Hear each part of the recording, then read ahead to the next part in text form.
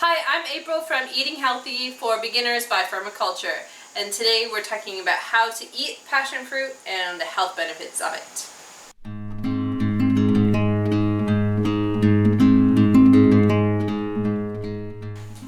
So passion fruit are a sour, tangy fruit that is really good just to eat on its own, but also if you have it in something else, it balances sweetness of something like a sweet fruit like banana or mango, something like that.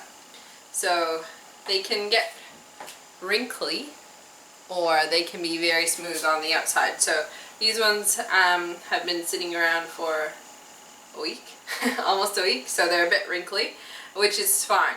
So Jamie Oliver, for example, he says eat them when they're wrinkly. For me, I don't mind either way. I'll just eat them if I want them. Yeah.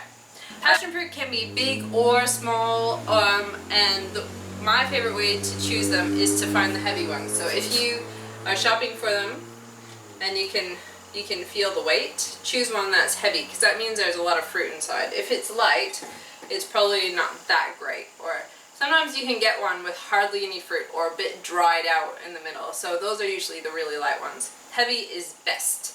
Okay, so when you buy them, if they seem a bit green or like really shiny, they might not be very ripe. But I actually haven't run into too many that aren't ripe that are being sold. So they can be purple or yellow, there's possibly other colors, because there's a whole bunch of different varieties. So depending on where you live, probably depends on the kind of passion fruit that you find.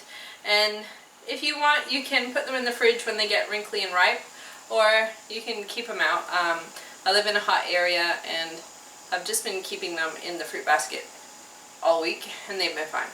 So let's show you the inside. Passion fruit, they're a bit hard on the outside, so you do need a sharp knife to open them. And if it's a small one like this, you can just kind of take the end off, or if it's a bigger one, the ones we usually get are actually about that big, so these are a bit tiny. But you can just cut it in the middle, and that's what it looks like. Ooh. There we go. So this shows you a good example. So I lost some juice, it's always sad. So the seeds can be a bit green or black and the rest is yellow, and you can eat it all. What you do with the passion fruit is just scoop it out, but with these small ones I've developed a new technique, and that's to use the handle of the spoon and just scoop it all out. And all of this is the bit that you can eat. All those bits there. Yeah. Okay, so empty. Okay, so let me give you a really good look. So the main way we eat passion fruit are just raw. So they taste good and kids love them. So for example, if you give a kid half a passion fruit just like this, they'll just eat it. And so if you're looking for a healthy snack for a toddler and older, it's a good one. But you can also be civilized with the spoon and just, yeah, crunch the seeds, that's fine.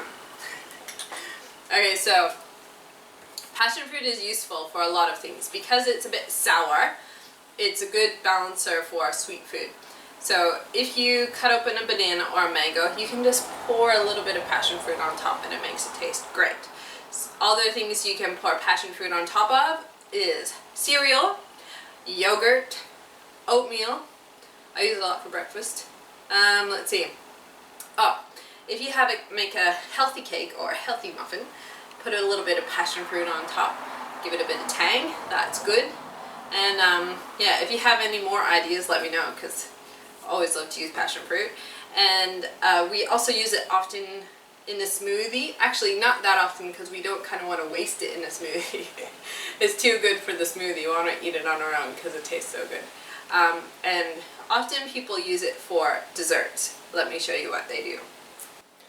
Okay, so if you want to use it for a fancy dessert, this is getting rid of some of the fiber, so that's not such a great thing, but people do use passion fruit to make things, and they often don't want to include the seeds. So what people usually do is put it in a little strainer like that and just mix it around until they get lots of the juice out. This one's not going to give us too many, but that's what they do. The other thing I've done is put it in a food processor, just like not on a very high speed. And when it spins around, it separates the seeds from the rest of the juice and flesh and that. So, but I want to eat this just as it is, so I'm scooping it back in. Okay, so we've got a little bit of juice, but I'm pouring it back.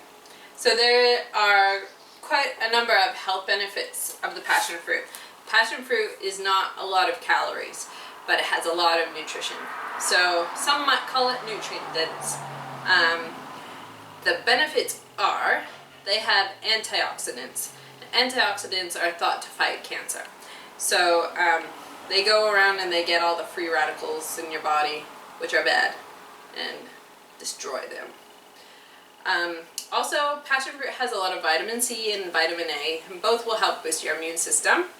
They have potassium, and potassium is something we don't get enough of generally, so that's good.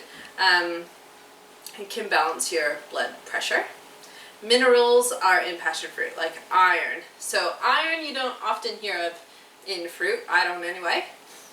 But it's got about 20% of your daily intake of iron. That's great. Especially if you don't eat much meat, that's really great.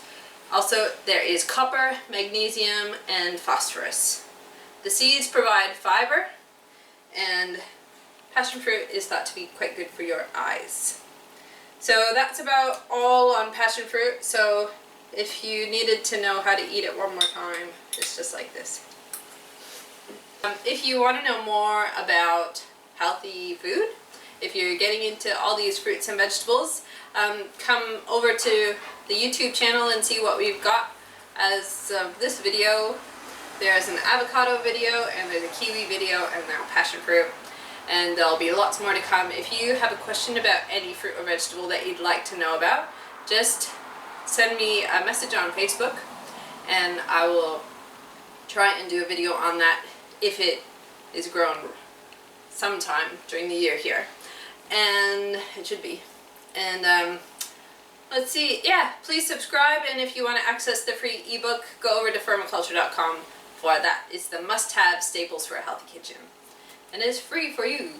Okay, see you next time.